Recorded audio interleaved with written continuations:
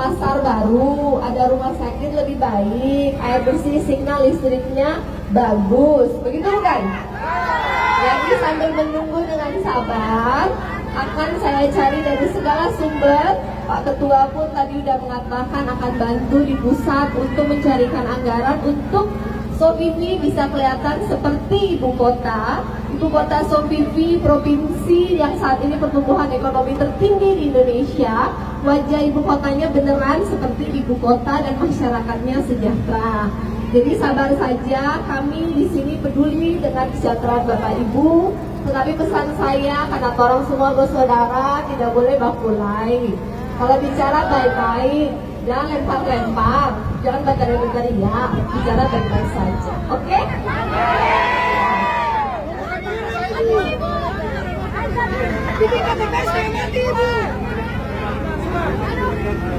Assalamualaikum warahmatullahi wabarakatuh dan selamat siang. Kami di masa aksi yang tergabung di dalam Majelis Rakyat Kota Sofifi. Yang pertama, kami sangat apresiasi asal upaya-upaya diplomasi lintas pemerintahan daerah dengan pusat, dan kami pikir sangat efektif upaya-upaya tersebut, Ibu.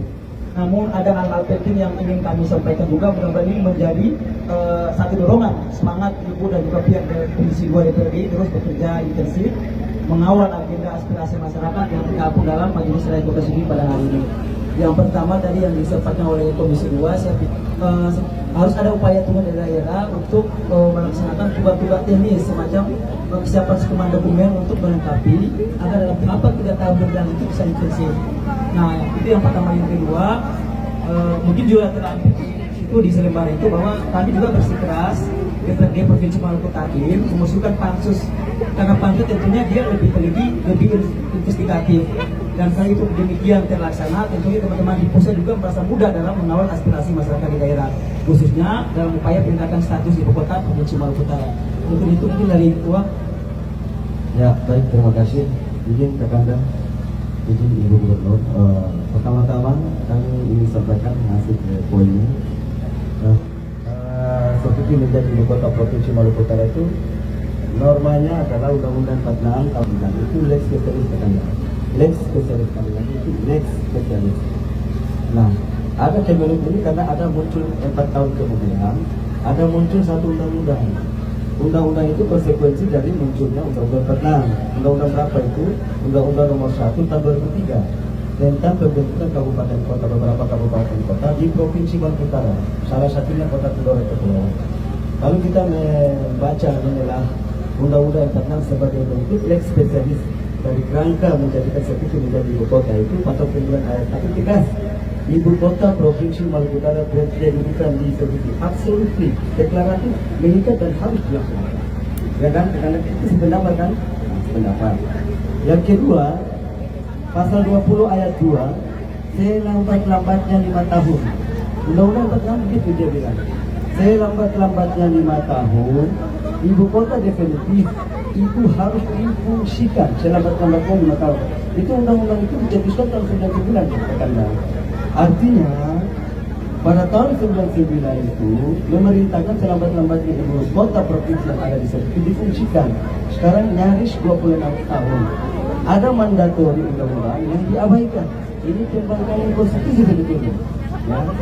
Nah, yang berikut Undang-Undang nomor 1 tentang pembentukan Kota Tidore Kepulauan. Yang saat ini pemerintah kota menilai bahwa harus ada rekomendasi. Saya mau pertanyakan, yang lex spesialis, norma lex spesialis untuk menentukan kedudukan Sofifi menjadi ibu kota itu di Undang-Undang nomor 1 kan ada di Undang-Undang 46. Padahal di Undang-Undang 46 ini tidak, lahirnya Undang-Undang 1 itu tidak membatalkan Undang-Undang 46. Nah, ini perdebatannya sebetulnya clear bahwa lex spesialisnya ada dulu di Undang-Undang 46, pasal 20 ayat 2 menerangkan selambat-lambatnya 5 tahun. Jadi itu mengikat deklaratif absolut harus dilaksanakan. Yang berikut, ini ada polemik kaitan dengan moratorium. Moratorium itu sifatnya surat edaran Menteri Dalam Negeri Kakanda. Dalam hierarki peraturan perundang-undangan, surat edaran dalam negeri tidak boleh, karena ini dia norma yang paling rendah. Bahkan dalam hierarki itu dia tidak masuk dalam hierarki peraturan perundang-undangan. Bagaimana mungkin moratorium itu bisa menunda-nunda, memperlambat mandatori Undang-Undang 46 pasal 9 ayat 1 pasal 20 ayat 2? Tidak mungkin sekali Kakanda. Oleh karena itu kami sudah kasih catatan segelumit persoalan juga kami urai kenapa ini tidak pernah keluar, karena ada yang minta rekomendasi daerah induk. Sebetulnya bukan daerah induk. Kita sama Tidore itu, kita lahir lebih dulu. Kita lahir 4 tahun kemudian baru Tidore. Dari mana logisnya? Tidore bilang, pemerintah kota Tidore bilang harus ada rekomendasi daerah induk. Daerah induk yang mana? Kalau kita tafsir penjelasan pasal 9 ayat 1 Undang-Undang 46, daerah induk Sofifi itu kan Kabupaten Halmahera Tengah. Absolutely, di dalam undang-undang itu harus dilaksanakan pasal 9 ayat 1, pasal 20 ayat 2. Nah, yang berikut moratorium tidak boleh. Dan yang paling kami pertegas, tidak boleh ada penggiringan opini publik untuk membelokkan atau ada upaya pelambatan atau bahkan pembatalan undang-undang 46. Katanya fiskal daerah, kata konflik sosial, tidak boleh. Kalau begitu negara ini tidak menjamin kepastian hukum. Kami minta undang-undang ini harus segera ditegakkan, amanat ini. Itu satu-satunya poin kami yang paling tegas. Karena itu menjadi indikator kuat bahwa negara ini menjamin kepastian hukum. Barangkali itu yang kami sampaikan. Cukup ya, saya tanggapi. Poinnya saya sudah tangkap. Poinnya saya, Bapak Ibu sekalian, saya punya PR 3 tempat di Indonesia yang serupa dengan Sofifi. Satu, Sofifi sebagai ibu kota provinsi Maluku Utara yang positioningnya hanya desa atau kelurahan. Yang kedua, Kecamatan Tanjung Selor sebagai ibu kota dari Kalimantan Utara. Dan yang ketiga adalah Kecamatan Mamuju untuk Provinsi Sulawesi Barat. Jadi seluruh argumentasi itu saya sudah terima, saya mengerti betul.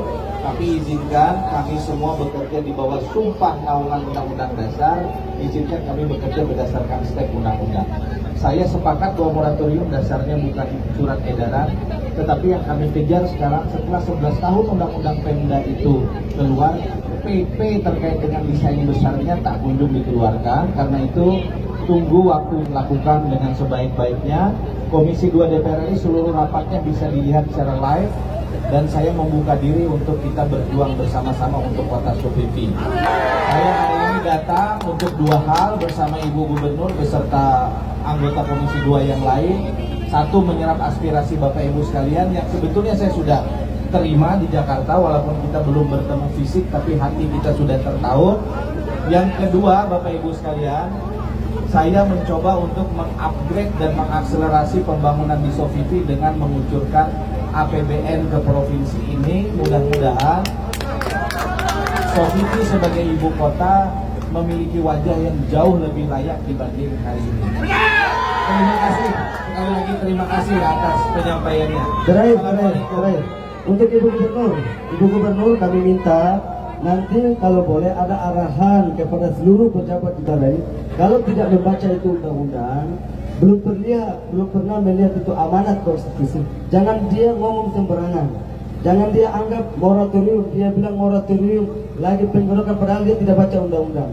Terutama Pak Sekda itu kami pertegas. Ibu, dari Pak Kades, terakhir dari Pak Kades. Ya, saya kades yang rumahnya diserang oleh pihak keraton. Saya salah satu kades di Kota Tidore Kepulauan yang kades Desa Mandiri. Saya ingin sampaikan bahwa perjuangan Sofifi ini sudah cukup lama, Pak.